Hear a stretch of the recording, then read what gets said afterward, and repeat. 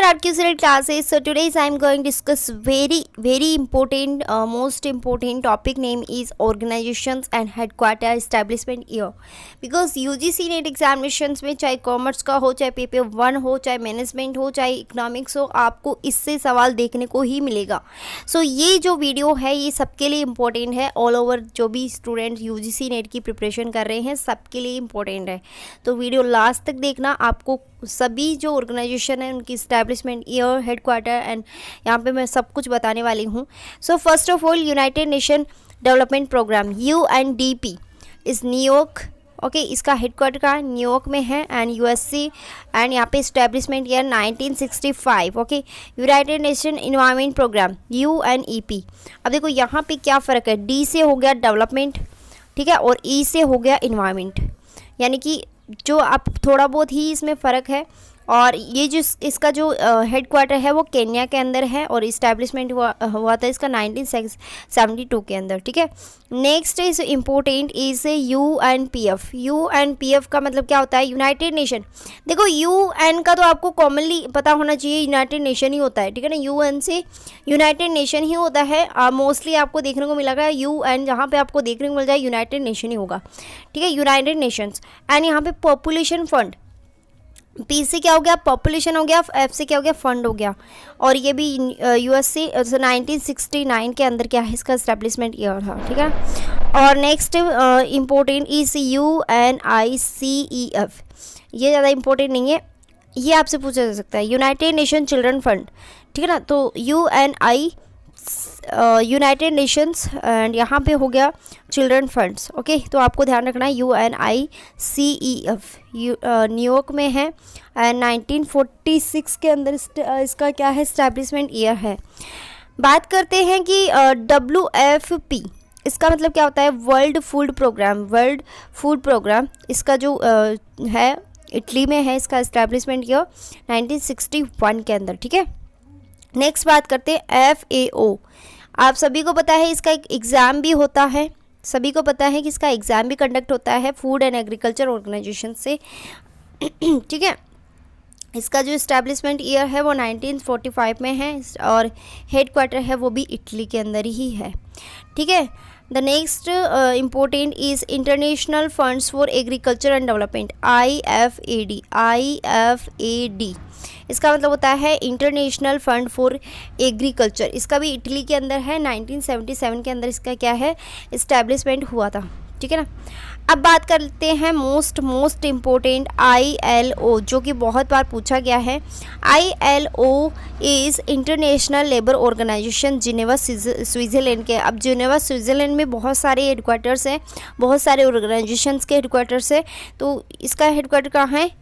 Geneva Switzerland, ठीक है. तो यहाँ पे आप ऐसे लिंक करके याद कर सकते हो कि जो लेबर वेलफेयर होती है, जितनी भी लेबर होती है उनका जीवन कहाँ होता है? स्विट्ज़रलैंड के अंदर, ठीक है.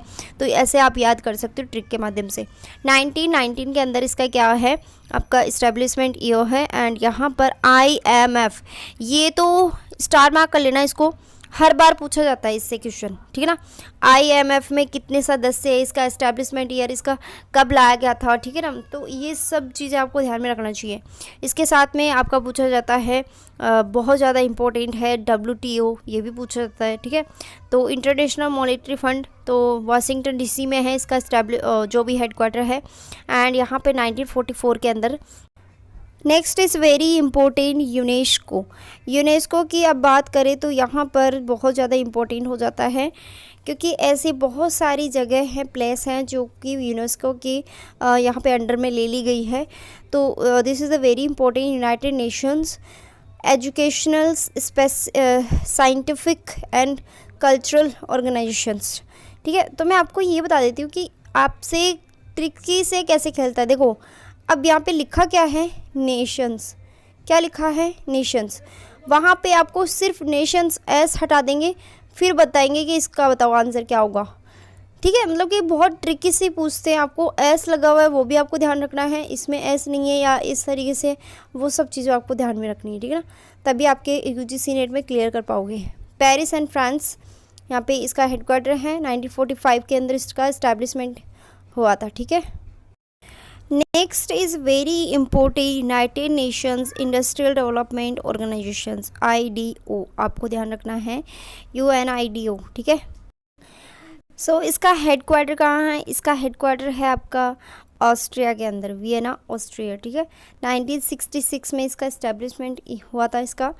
अब बात कर लेते हैं कि यहाँ पे UNWTO, देखो एक तो होता है आपका WTO, ठीक है ना, और एक होता है आपका UNWTO।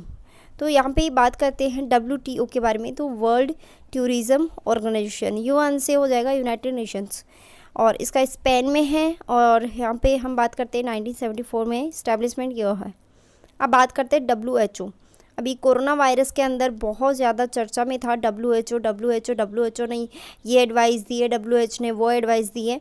तो वर्ल्ड हेल्थ ऑर्गेनाइजेशन WHO, इसका जो स्विट्ज़रलैंड जिनेवा के अंदर इसका क्या हेडक्वार्टर है। 1948 के अंदर इसका इस्टेब्लिशमेंट ईयर है। एंड बात करते हैं WIPO, देखो जितने भी मैं आपको फुल फॉर्म बता रही हूँ सबके सब 100% इम्पोर्टेंट है, एक ना एक आपको देखने को मिलेगा, ठीक है। तो WIPO world intellectual property organisation, Geneva Switzerland के लिए है, और यहाँ पे 1967 के अंदर इसका क्या है इस्टेब्लिशमेंट ईयर है, ठीक है। अब बात करते हैं world bank, this is the very important, ये भी बहुत ज़्यादा इम्पोर्टेंट है। और वर्ल्ड बैंक क्या है आपका, इसका जो हेडक्वार्टर है वो है वाशिंगटन DC में 1944 के अंदर। इसका और इसका मतलब IMF इसका, ठीक है, तो इसका दोनों का क्या है एक ही ईयर है 1944। Next is a very important UNFCCC, बहुत बार पूछा गया है ये, United nation framework convention on climate change, जितना भी आपका क्लाइमेट चेंज होता है उसके बारे में ये डिसीजन लेते हैं। सो यहाँ पे इसका जो हेडक्वार्टर है वो जर्मनी में है, साइन हुआ था 1993 के अंदर, और इसको लागू किया गया था 1994 के अंदर, ठीक है ना। और WTO, अभी मैंने बताया था लास्ट में, WTO भी है आपका जिनेवा स्विट्ज़रलैंड में 1995 में। एंड नेक्स्ट हम बात करते हैं यहाँ पे ADB is Asian development bank, ADB, और इसका फिलीपींस में है इसका हेडक्वार्टर, एंड 1966 में इसका क्या है इस्टेब्लिशमेंट एरिया। आपको बता दूं कि ये जो बैंक है ADB बैंक, जब भी न्यूज़ में आता है तभी आपका UPSC के अंदर पूछा जाता है, ठीक है, क्योंकि इससे बहुत सारे क्वेश्चंस पुटअप होते हैं UPSC एग्जामिनेशंस में, तो आपको इसका भी ध्यान में रखना है। ASEAN association of south east Asian nation, इसमें भी बहुत सारे क्वेश्चन पूछे गए हैं। इंडोनेशिया जकार्ता में है इसका हेडक्वार्टर, एंड 1967 में क्या है इसका इस्टेब्लिशमेंट ईयर है। तो जितने भी मैंने बताए हैं सारे के सारे मोस्ट इंपॉर्टेंट है, कहीं पे नोट डाउन कर लो, आराम से लिख लो और इसको रिपीट करो, रिवाइज करो रोज़ डेली। आपसे यहाँ से 1 क्वेश्चन बनने की चांसेस है, ऐसा नहीं है कि आपसे यहाँ से बनेगा नहीं, आपको देखने को मिलेगा यहाँ से, ठीक है। अगर आप कॉमर्स बैकग्राउंड से है, इकोनॉमिक्स से हैं या फिर मैनेजमेंट से हैं, तो यहाँ से आपको एक ना एक क्वेश्चन देखने को मिलेगा, और ये बहुत ही सिंपल टॉपिक है। थैंक यू सो मच, मिलते हैं नेक्स्ट वीडियो में। If you want a notes, current affairs and solved paper, so I am providing best material for UGC NET examination. Already 15,000 students ने नोट्स ले चुके हैं, बहुत सारे बच्चों ने UGC नेट क्रैक कर चुके हैं। सो अगर आप लेना चाहते हो नोट्स, वो भी हैंड रिटन, ठीक है ना, कोई भी नहीं प्रोवाइड करवाएगा, हैंड रिटन नोट्स प्रोवाइड करवा रही हूँ। थैंक यू सो मच, मिलते हैं नेक्स्ट वीडियो में।